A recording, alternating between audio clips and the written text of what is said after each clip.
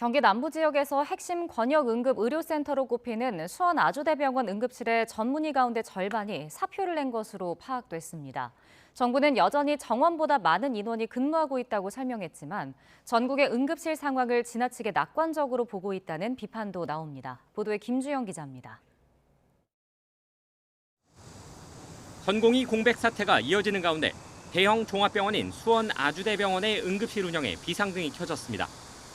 성인 대상 응급실에서 근무하던 전문의 14명 가운데 절반이 사표를 낸 겁니다.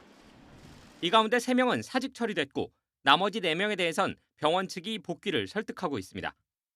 병원 측은 아직 응급실 운영 축소가 결정되지는 않았다며 4명의 사표가 어떻게 처리되느냐에 따라 달라질 것이라고 밝혔습니다.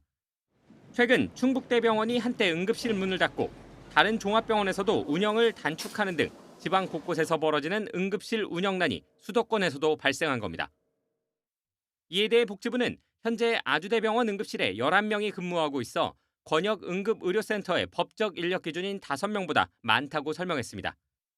또 충북대병원 등 다른 응급실들도 운영이 정상화됐다며 별다른 문제가 없다고 덧붙였습니다. 하지만 지금도 응급실들은 비상근무가 계속되고 있는데 정부가 너무 낙관적으로 상황을 보고 있는 것 아니냐는 비판도 나옵니다. 충북대 병원만 해도 전공의 등 21명이 근무하던 것을 몇 달째 교수 6명이 3교대 밤샘 근무를 하고 있기 때문입니다. 다른 대형 병원 응급실 역시 의사가 부족한 상황은 크게 다르지 않습니다. 그러니까 이게 우리 병원만의 문제는 아니고요.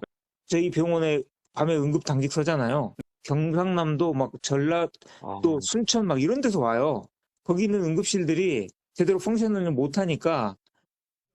정부는 응급실 진료 수가를 올리고 응급실을 찾는 경증 환자가 줄어들도록 유도하겠다는 방침이지만 근본적인 의료 인력 부족 문제를 해결하기는 쉽지 않아 보입니다. YTN 김주영입니다.